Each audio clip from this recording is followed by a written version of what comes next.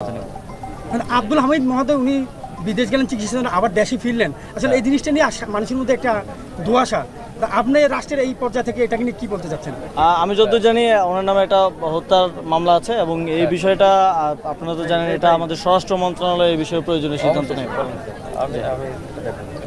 আর কিছু না থাকলে আমি যতটুকু জানি যে বিগত কিছুদিন যাবত আমরা দেখতে পাচ্ছি কিছু কিছু মিথ্যা তথ্য আমরা পরবর্তীতে ফেক চেকের মাধ্যমে জানতে পারি। আপনার পরিবার আপনাকে নিয়ে গুজব রটানো হচ্ছে। এই বিষয়টা কিভাবে দেখছেন? এটার ব্যবস্থা আসলে কিছু নিচ্ছেন না, এটা দুঃখজনক। আমাদের মিডিয়ার পক্ষ থেকে যেমন আপনারা যে দেখবেন যে আমাদের যেই মুক্তিযোদ্ধা অধ্যাদেশটা হলো সেটা নিয়েও কিন্তু এক ধরনের গুজব চলে এবং এটা মেইন স্ট্রিম মিডিয়া থেকে হচ্ছে, যেটা সবচেয়ে দুঃখজনক। কারণ আমরা সোশ্যাল মিডিয়া একটা গুজব ছড়াতেই পারে, কিন্তু সেটা যখন মেইন স্ট্রিম মিডিয়ায় যায় এটা আসলে আমাদের জাতিগতভাবে আমাদের জন্য আমরা পিছিয়ে আছি এবং পরবর্তীতে ফ্যাক্ট চেকের মাধ্যমে সেটা জানতে হয় যে কতটুকু সত্যি।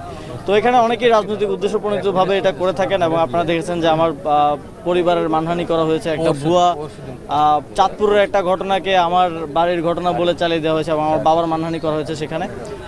আমরা তথ্য মন্ত্রণালয়ের সাথে কথা বলছি এবং এই বিষয়ে আমরা এগুলো ডকুমেন্টেশন করে রাখছি যে আসলে কোন কোন মিডিয়ায় এই ধরনের নিউজগুলোকে ছড়ানো হয়েছে উদ্দেশ্যপ্রণোদিতভাবে এবং মিসলিডিং শিরোনাম দেওয়া হয়েছে, থাম্বনেইল দেওয়া হয়েছে। সেখানে রাষ্ট্রের একজন নাগরিক হিসেবে সরকারের দায়িত্বের জায়গা থেকে না, যে কোনো নাগরিক তার প্রতি যদি অবিচার হয়, মানহানি হয়, অবশ্যই বিচার চাইতে পারে। রাষ্ট্রের একজন নাগরিক হিসেবে আমি যথাযথ আইনগত পদক্ষেপ নেব।